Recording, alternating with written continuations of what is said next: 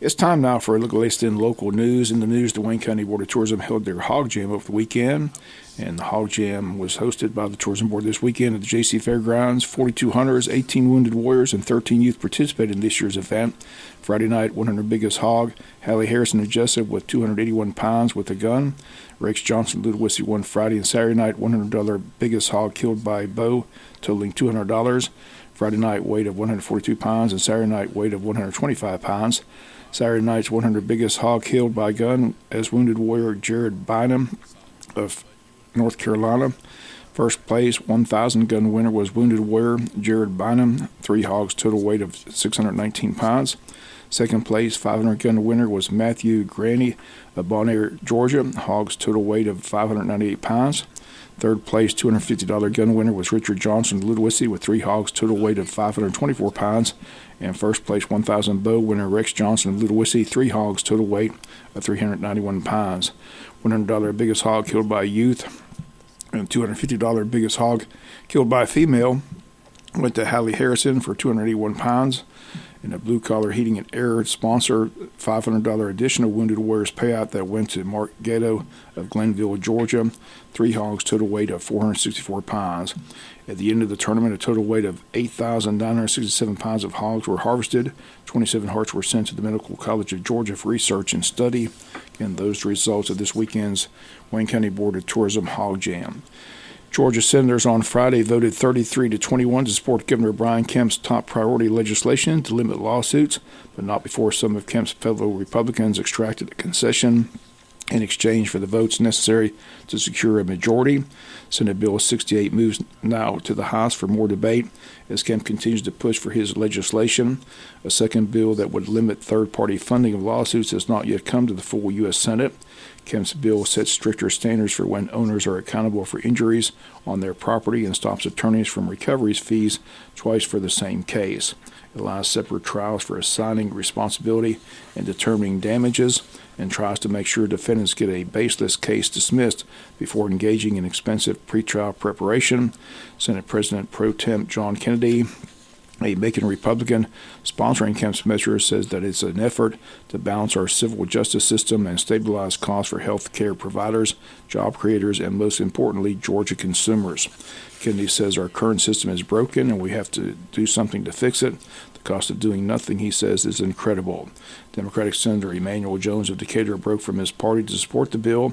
The only Republican who voted against it was Senator Colton Moore of Trenton, Georgia. Proponents say the legislation, which they call tort reform, would help businesses, doctors, property owners, and others save money from lawsuits and lower insurance rates. Opponents of the bill say there is no proof insurance rates will drop and worry people will not win compensation when they are wronged. Once again, the bill passes the Senate and now moves on to the House. Again, we'll be checking in this week with our local representatives and learn more and get an update on the session taking place in Atlanta. We'll be back with more news after this word from our sponsor of the commercial messages, so please stay tuned. In other news, the Wayne County Board of Education has their monthly board meeting set for tomorrow at 6 p.m. at the Tech Center. On the agenda, recognitions, good as gold recipients. It'll be Martha Puckett Middle School and Arthur Williams Middle School being recognized. Also, the principal report from Martha Puckett Middle School and Arthur Williams Middle School.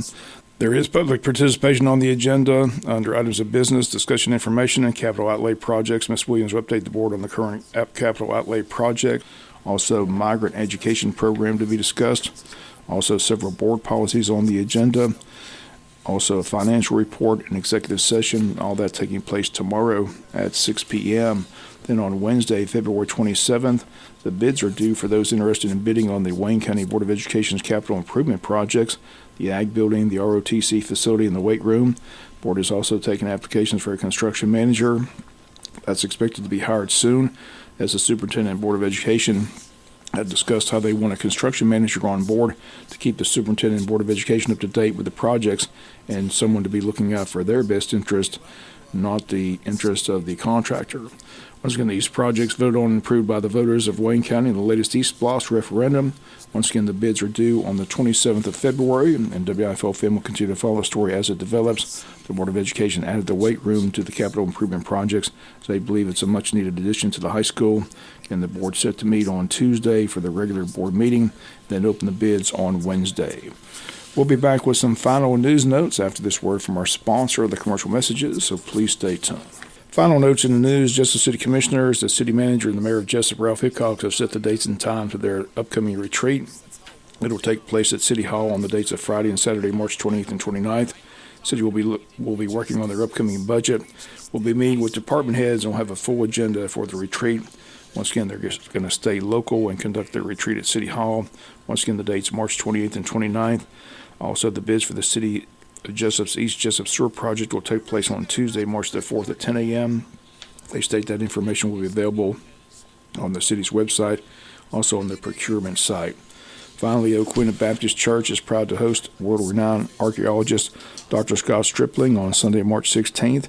Dr. Stripling is the Director of Archaeology Institute at the Bible Seminary in Katy, Texas. He's been a guest on numerous television programs and documentaries such as Fox News, the New York Times, History Channel, and Discovery Channel. Dr. Stripling is currently overseeing the archaeological dig at Shiloh, Israel. The March 16th morning service at Oquinta Baptist Church begins at 10:15, and everyone is invited to attend. And that's going to do it for the latest in local news. Sports comes your way in a few minutes. Bob Morgan saying have a great day.